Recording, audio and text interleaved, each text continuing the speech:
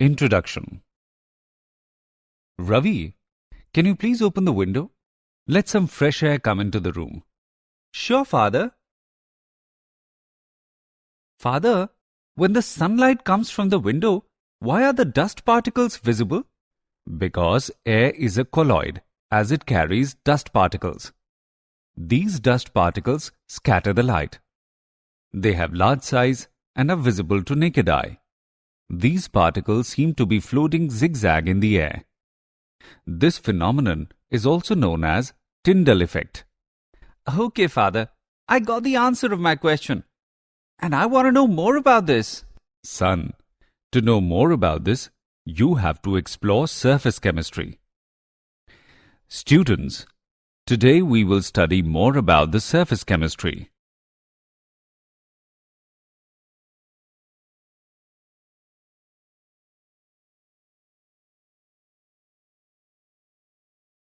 Objectives. At the end of this lesson, you will be able to define surface chemistry, understand mechanism of adsorption, classify adsorption, know about applications of adsorption, define and classify catalysis, analyze mechanism of enzyme catalysis, define and classify colloids,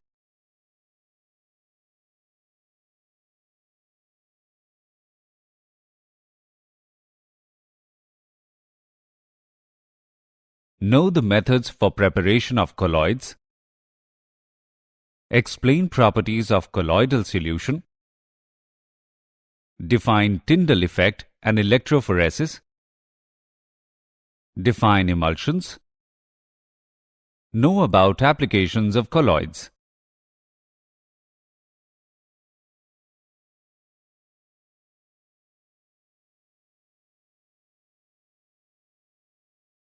Definition. Surface chemistry is that branch of physical chemistry which deals with the study of the phenomena occurring at the interface, that is, the boundary separating two bulk phases. Solid-solid, solid-liquid interfaces are known. As gases are completely miscible, they do not form any interfaces.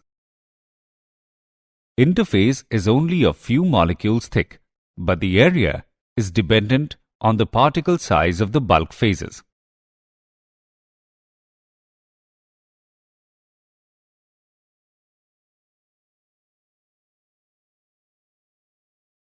Adsorption. The phenomenon of attracting and retaining the molecules of a substance on the surface, or a liquid or solid, leading to a higher concentration on the surface in comparison to the bulk, is called adsorption. For example, when oxygen gas is taken in a closed vessel containing powdered charcoal, then the pressure inside the enclosed vessel decreases. This is due to adsorption of the gas molecules on the surface of charcoal. The substance accumulating at the surface of the solid during adsorption is called adsorbate. The surface on which adsorption occurs is called adsorbent.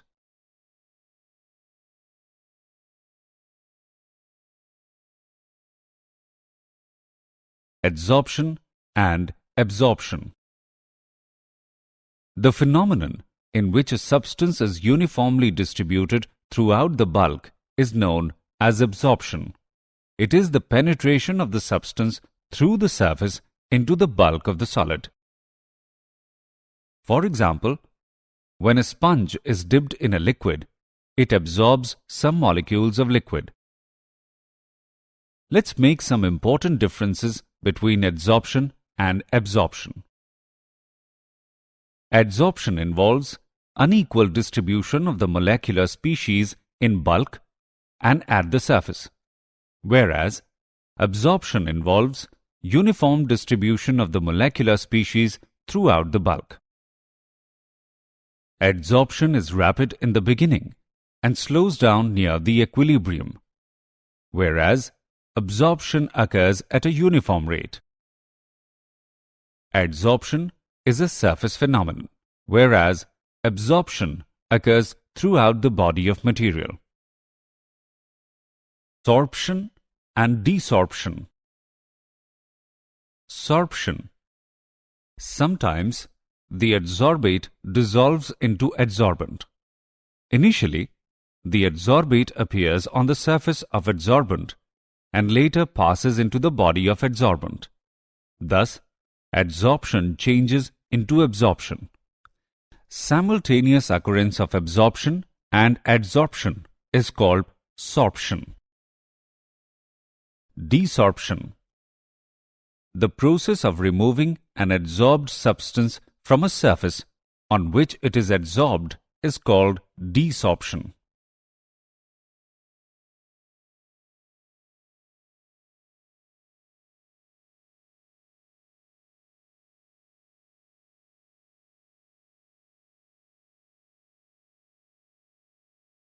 Mechanism of adsorption. The amount of heat evolved when 1 mole of the adsorbate is adsorbed on adsorbent surface is called enthalpy of adsorption.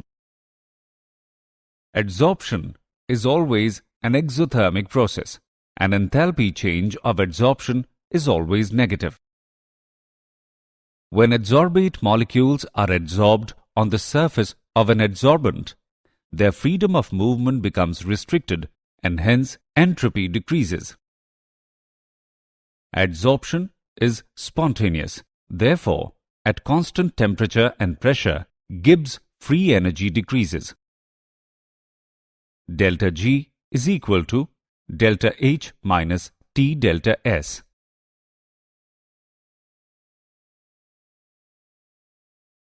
Types of adsorption.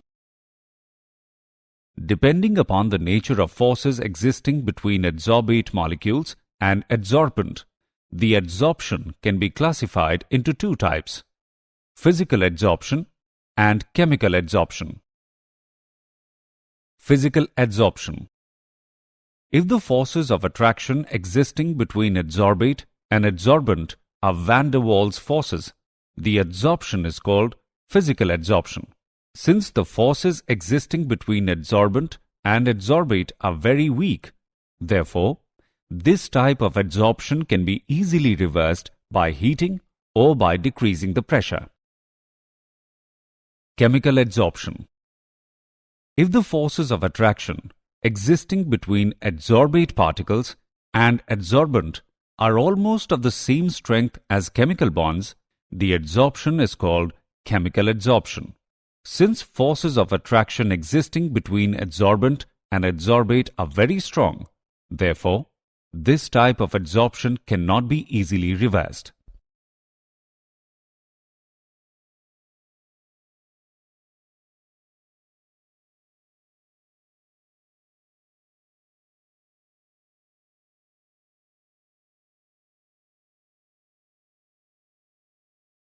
Comparison between physisorption and chemisorption. The important difference between physisorption and chemisorption are: low enthalpy of physisorption, usually of the order of -25 kJ per mole, whereas high enthalpy of chemisorption, usually of the order of -200 kJ per mole. In physisorption, forces of attraction are van der Waals forces, whereas in chemisorption, forces of attraction are chemical bond forces. Physisorption usually takes place at low temperature and decreases with increasing temperature, whereas chemisorption takes place at high temperature. Physisorption is reversible, whereas chemisorption is irreversible. Physisorption is related to the ease of liquefaction of the gas, whereas in chemisorption, the extent of adsorption is generally not related to liquefaction of the gas. Physisorption usually forms multimolecular layers on the adsorbent, whereas chemisorption usually forms monomolecular layers on the adsorbent. Physisorption does not require any activation energy, whereas chemisorption requires activation energy.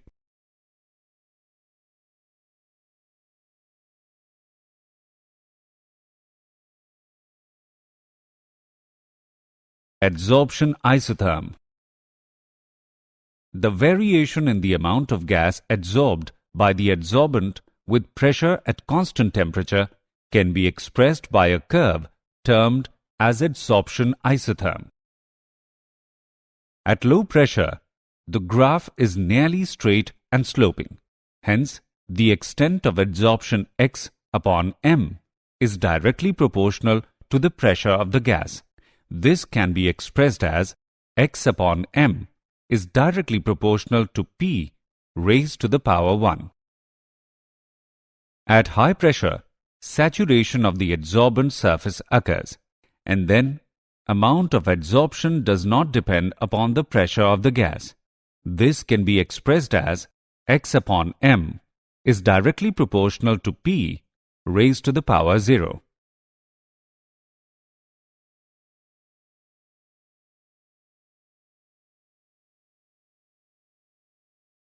Freundlich isotherm. In the intermediate range of pressure, x upon m will depend upon P raised to the powers between unity and 0. This can be expressed as x upon m is directly proportional to P raised to the power 1 to 0, or x upon m is directly proportional to P raised to the power 1 upon n, where value of n is less than 1, or it can be written as x upon m is equal to k multiplied by P raised to the power 1 upon n. K and n are constant, whose value depends upon the nature of gas and the adsorbent solid at a particular temperature. Taking logarithm on both sides, we get log x upon m is equal to log k plus 1 upon n log P. The graph between log x upon m and log P is a straight line. The slope of the line is equal to 1 upon n, and the intercept on log x upon m axis will correspond to log k.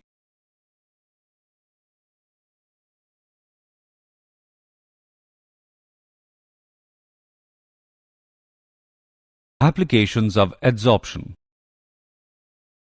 Gas masks.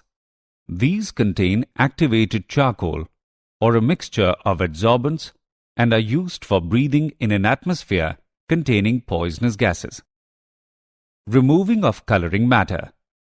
Animal charcoal removes colors of solutions as coloring impurities are preferentially adsorbed on charcoal. For example, bone charcoal is used as decolorizer in sugar industry. Controlling humidity.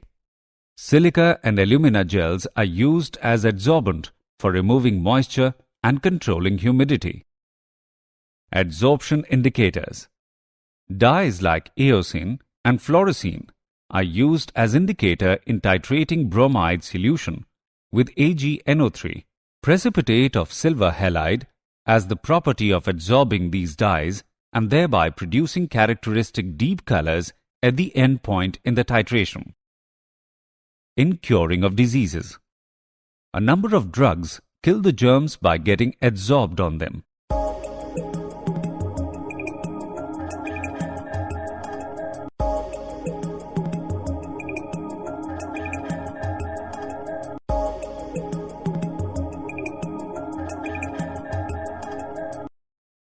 Removal of hardness of water. Ion exchange resins are used for removal of hardness of water. Some other applications of adsorption. Heterogeneous catalysis. There are many gaseous reactions of industrial importance involving solid catalyst. Adsorption of reactants on solid surfaces increases rate of reaction. For example, manufacture of ammonia, sulfuric acid, and hydrogenation of oils. Chromatographic separation. Components of mixtures especially of organic compounds, can be separated and identified by chromatographic analysis, which is based upon adsorption phenomenon. For example, thin layer chromatography, paper chromatography, and gas-liquid chromatography. Froth flotation method. Pulverized ore is suspended in water containing some pine oil and a frothing agent.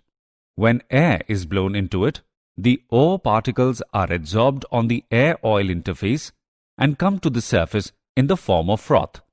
For example, sulfide ores are concentrated by this method. Separation of inert gases.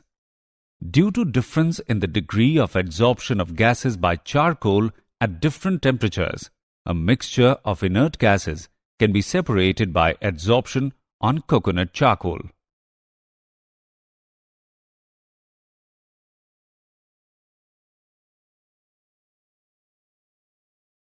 Catalysis.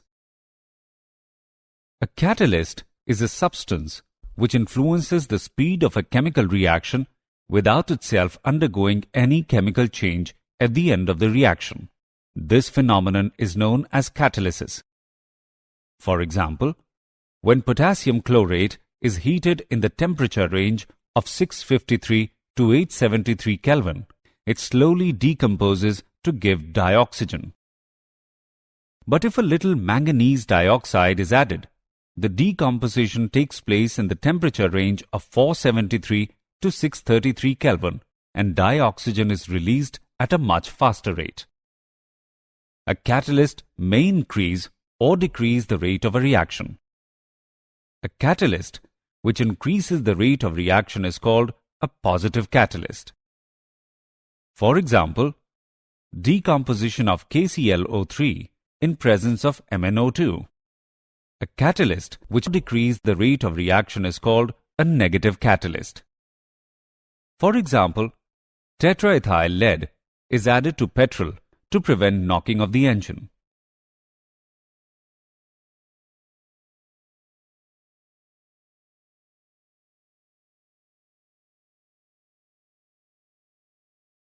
Types of catalysis. The catalysis reactions are of two types: homogeneous catalysis and heterogeneous catalysis. Homogeneous catalysis. When the reactants and the catalyst are in the same phase, it is called homogeneous catalysis. For example, oxidation of sulfur dioxide into sulfur trioxide in presence of nitric oxide in the lead chamber process for the manufacture of sulfuric acid. Reactants, sulfur dioxide and oxygen, and the catalyst, nitrous oxide, are all in the same gaseous phase. Heterogeneous catalysis. When the reactants and the catalyst are in the different phase, it is called heterogeneous catalysis. For example, manufacture of methanol from carbon monoxide and hydrogen using ZNO plus Cr2O3 as catalyst. Reactants are in gaseous phase and catalyst is in solid phase.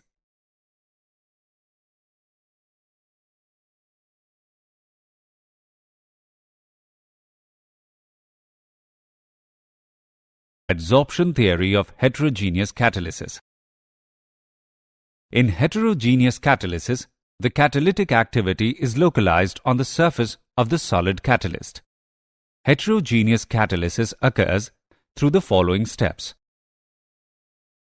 diffusion of reactants to the surface of the catalyst, adsorption of reactants on the surface of the solid catalyst. The adsorbed reactant molecules undergo a chemical reaction to form an intermediate called activated complex. The activated complex then breaks to form the products. The products then dissociate from the catalyst surface, known as desorption. Diffusion of product molecules away from catalyst surface.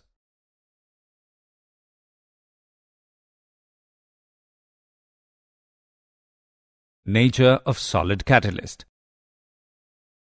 Metals, alloys of metals, metal oxides, metal sulfides, or mixture of these are generally used as solid catalyst.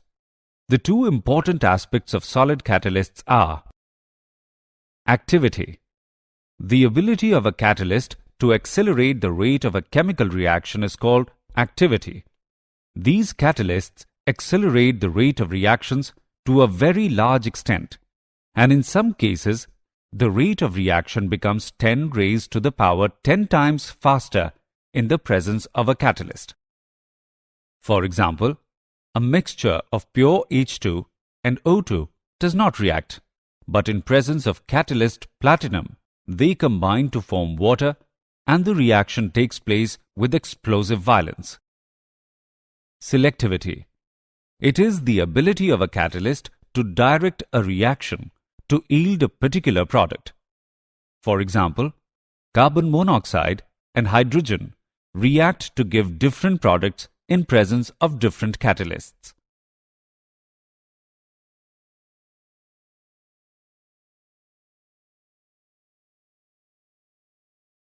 Shape-selective catalysis by zeolites. The catalytic reaction that depends upon the pore structure of the catalyst and the size of the reactant and product molecules is called shape-selective catalysis.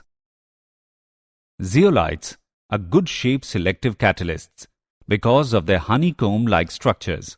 They are microporous aluminosilicates with three-dimensional network of silicates in which some silicon atoms are replaced by aluminium atoms. The reactions taking place in zeolites depend upon the size and shape of reactant and product molecules as well as upon the pores and cavities of the zeolites. Zeolites are used as catalysts in petrochemical industries for cracking of hydrocarbons and isomerization.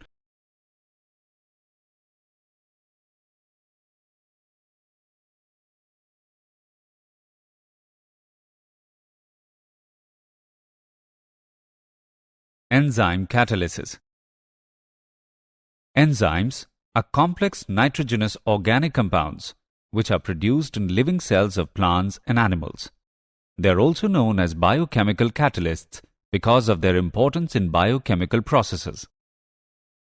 Almost all enzymes are complex protein molecules with high molecular mass. Enzymes are produced by living cells.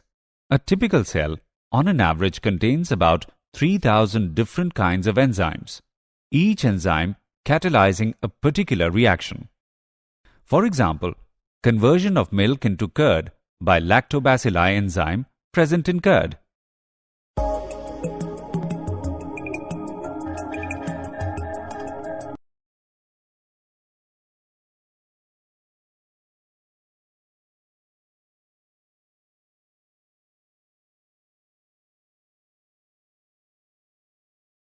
Characteristics of enzyme catalysis. Enzymes form a colloidal solution in water and hence they are very active catalysts. Like inorganic catalysts, they cannot disturb the final state of equilibrium of a reversible reaction. They are highly specific in nature. One catalyst cannot catalyze more than one reaction. They are highly specific to temperature. The optimum temperature of their activity is 35 degrees Celsius to 40 degrees Celsius. They are deactivated at 70 degrees Celsius. A small quantity of enzyme catalyst is sufficient for a large change. They are destroyed by ultraviolet rays. Their efficiency is decreased in presence of electrolytes.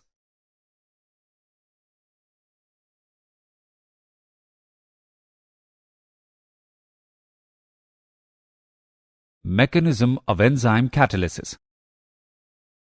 The enzymes are highly specific in their action. The specificity of an enzyme is due to presence of some specific sites called active sites. These active sites are associated with the presence of some functional groups which undergo some weak interactions with the substrate molecule. The shape of active site on a given enzyme is such that only a specific substrate can bind with it. This specific binding of the active site with the substrate results in the formation of enzyme-substrate complex. In this complex, the substrate molecules are held in appropriate steric orientation to facilitate the reaction. After achieving proper orientation, substrate molecules react to form the products. As product molecules do not have affinity for the enzyme surface, they immediately leave the surface so that fresh substrate molecules bind with the active site.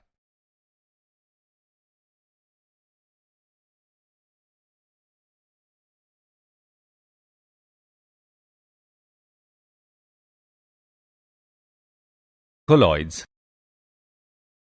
A colloid is a heterogeneous system in which one substance is dispersed as very fine particle having diameters in the range of 1 to 100 nanometer in a continuous medium of another substance. For example, milk, shaving lather, jelly, and paint. A colloidal solution is heterogeneous in nature and always consists of at least two phases, the disperse phase and the dispersion medium. Disperse phase. It is the component present in small proportion and consists of particles of colloidal dimensions. Dispersion medium. The medium in which colloidal particles are dispersed is called dispersion medium.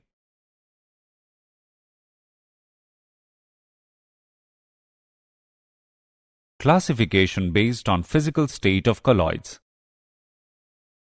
Dispersed phase and dispersion medium can be solid, liquid, or gas. Therefore, 8 types of colloidal system are possible depending upon the physical state of the dispersed phase and the dispersion medium. Rock salt is an example of solid sol. Paint is an example of sol. Smoke is an example of aerosol. Cheese is an example of gels. Milk is an example of emulsion. Fog is an example of liquid aerosol. Rubber is an example of solid foam. Soap lather is an example of foam.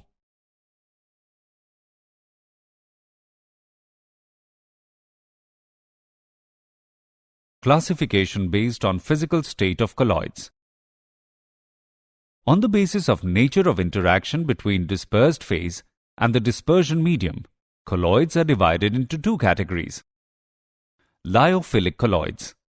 Particles of dispersed phase have great affinity for the dispersion medium. They are self-stabilized because of strong attractive forces operating between the suspended particles and the dispersion medium. They are reversible in nature. They are also known as intrinsic colloids. For example, gums, starch, gelatin, and albumin. Lyophobic colloids. Particles of dispersed phase have no affinity for dispersion medium. Rather, they hate dispersion medium. They are not easily prepared and need stabilizing agents for their preservation. They are irreversible. They are also called extrinsic colloids. For example, salts of gold, silver, and ferric hydroxide. Classification based on physical state of colloids. On the basis of nature of the particles of dispersed phase, colloids are divided into 3 categories. Multimolecular colloids. In this type of colloids, colloidal particles are aggregates of atoms or small molecules with molecular size less than 1 nanometer. These molecules in the aggregate are held by van der Waals forces. For example, a gold salt consists of particles of various sizes, which are clusters of several gold atoms. Macromolecular colloids. In this type of colloids, colloidal particles are themselves large molecules having colloidal dimensions. They have very high molecular masses, varying from thousands to millions. For example, proteins, cellulose, nylon, and plastic. Associated colloids. This type of colloids behave as normal, strong electrolytes at low concentration, but at higher concentration, they behave as colloidal solutions due to the formation of aggregated particles known as micelles. For example, soaps and detergents.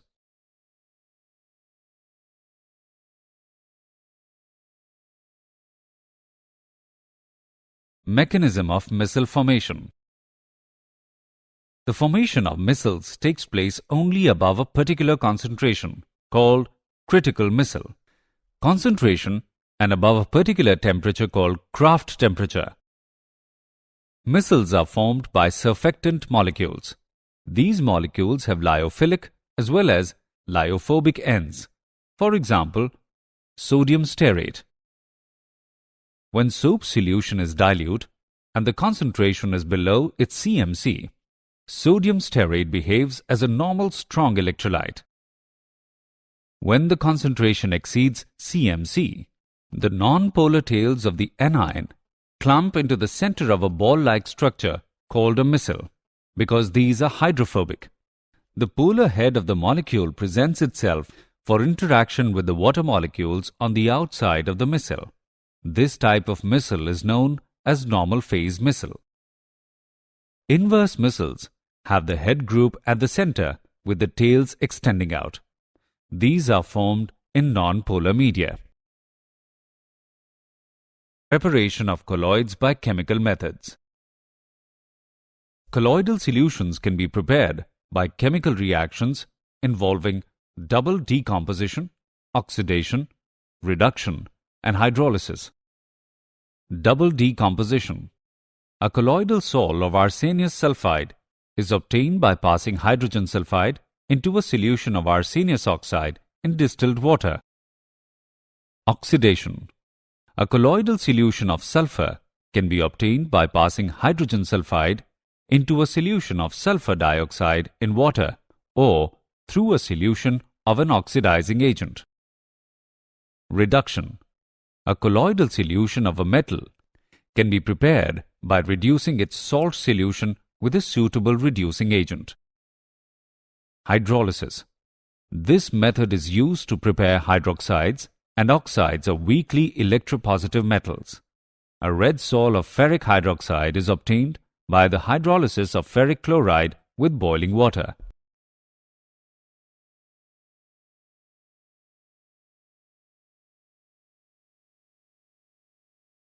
Preparation of colloids by electrical disintegration. This process is also known as Bredig's arc method. It involves dispersion as well as condensation. Colloidal solutions of metals can be prepared by this method. In this method, electric arc is struck between electrodes of the metal immersed in the dispersion medium. The intense heat produced vaporizes some of the metal, which then condenses to form particles of colloidal size.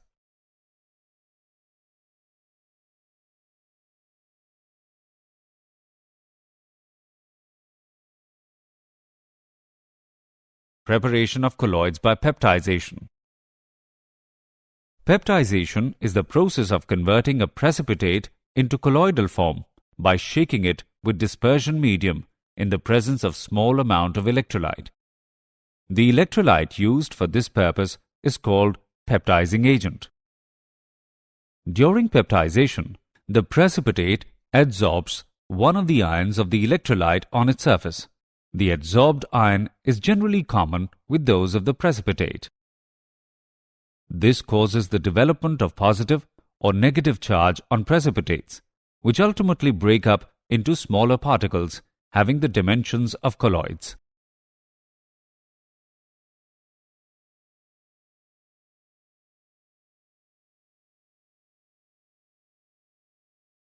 Purification of colloidal solutions. The process used for reducing the amount of impurities to a requisite minimum is known as purification of colloidal solution. The purification of colloidal solution can be done by following methods. Dialysis. It is a process of removing a dissolved substance from a colloidal solution by means of diffusion through a suitable membrane. The apparatus used for this purpose is called dialyzer. Electrodialysis. The process of dialysis is quite slow. It can be made faster by applying an electric field if the dissolved substance in the impure colloidal solution is only an electrolyte. Then the process is known as electrodialysis. Ultrafiltration. In this method, colloidal solutions are purified by carrying out filtration through special type of graded filters called ultrafilters. These filter papers allow the electrolytes to pass through them but do not allow colloidal particles.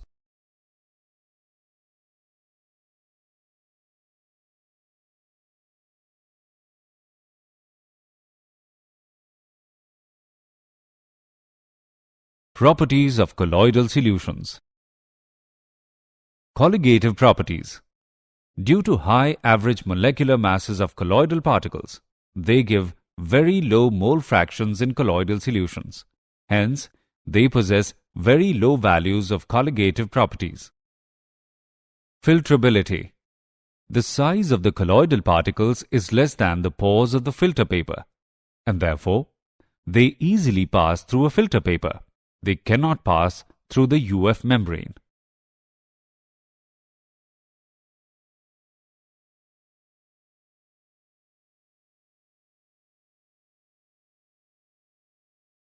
Tyndall effect. When a strong beam of light is passed through a true solution, it cannot be seen unless the eye is placed in the path. However, when the same beam of light is passed through a sol, the path of light becomes visible with a bluish light. This phenomenon is called Tyndall effect. This phenomenon is due to scattering of light from the surface of colloidal particles. Colloidal particles are too small to be seen with naked eye. They scatter light and become visible as bright spots or disks of light against a black background when viewed through an ultramicroscope.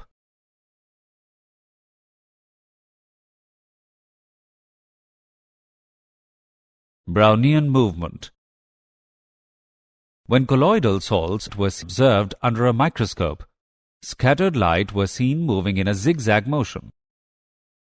As the light is scattered by colloidal particles, these particles execute ceaseless, erratic random motion called Brownian movement.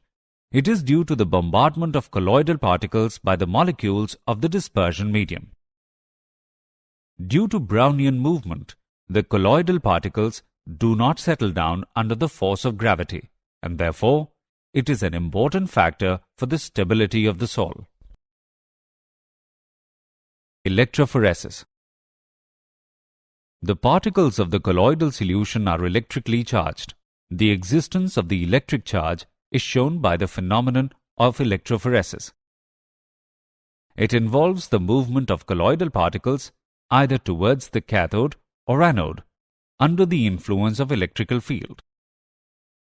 The colloidal solution is placed in a U-tube fitted with platinum electrodes. On passing an electric current, the charged colloidal particles move towards the oppositely charged electrode.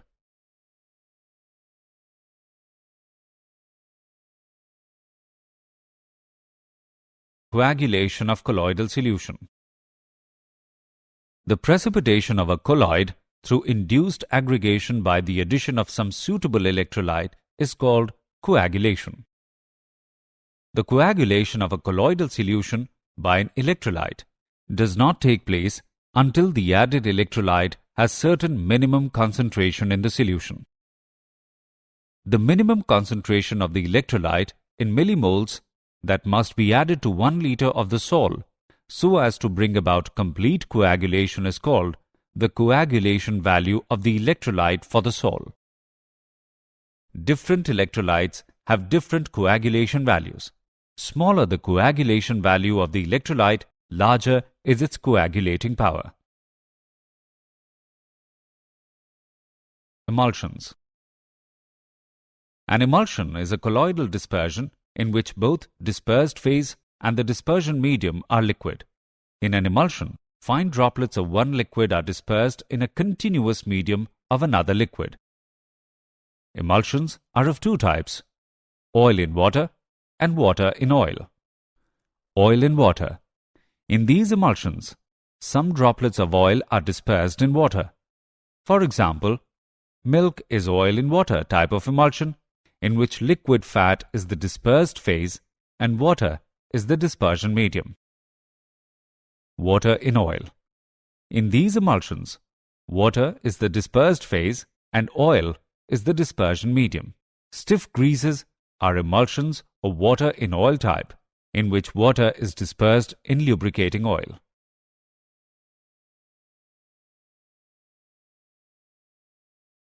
Colloids around us. Colloids play very significant role in nature and our daily lives. Some important examples are as follows. Blue color of the sky. It is due to scattering of light by colloidally dispersed dust particles in air that sky looks blue. Fog and mist. They are colloidal systems. When large mass of air containing dust particles cools below its dew point, the moisture present in the air condenses on the dust particles, forming fine droplets. Food items. Most of the food items are colloidal in nature.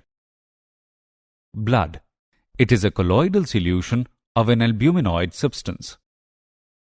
Soils. Fertile soils are colloidal system, and on account of their colloidal nature, soils absorb moisture and nourishing materials for plants. Paints. All paints are colloidal dispersions of solid pigments in a liquid medium. Medicines. Many medicines are colloidal in nature. The medicines in colloidal form are easily absorbed by body tissues and are more effective. Digestion of fats. The digestion of fats is aided by emulsification.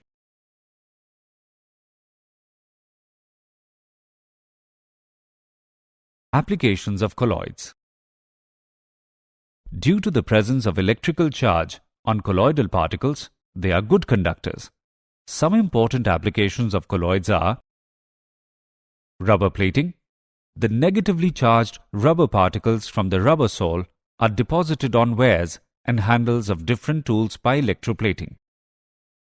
Sewage disposal.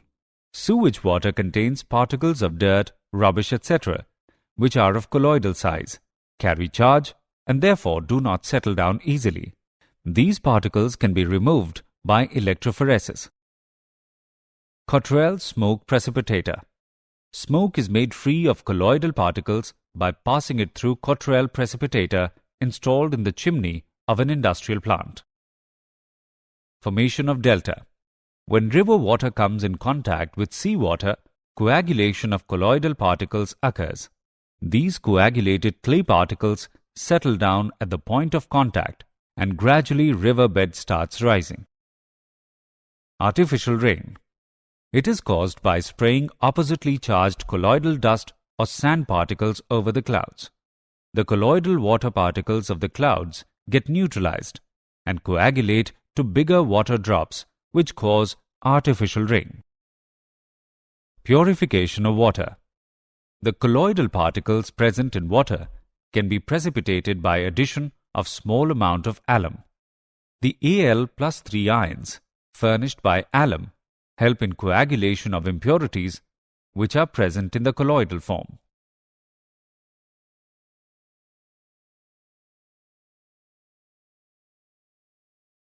Did you know? Bone black and charcoal are used in industry to remove colors from solutions since they absorb many coloring materials. Sometimes, the smoke emitted by motorcycles seems to be blue in color, is an example of Tyndall effect. The enzyme tyalin, found in human saliva, accelerates the reaction so that starches can be digested. The clotting of blood is an example of coagulation.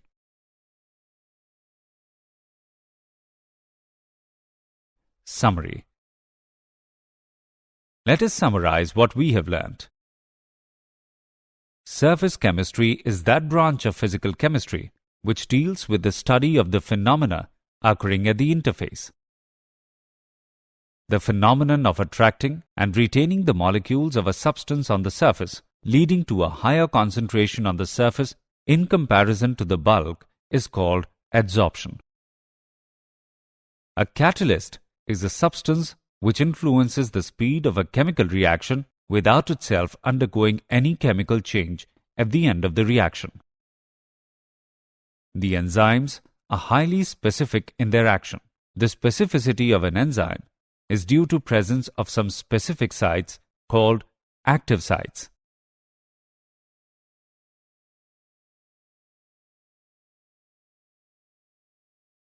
A colloid is a heterogeneous system in which one substance is dispersed as very fine particles in a continuous medium of another substance. Peptidization is the process of converting a precipitate into colloidal form by shaking it with dispersion medium in the presence of small amount of electrolyte. The precipitation of a colloid through induced aggregation by the addition of some suitable electrolyte is called coagulation. An emulsion is a colloidal dispersion in which both dispersed phase and the dispersion medium are liquid.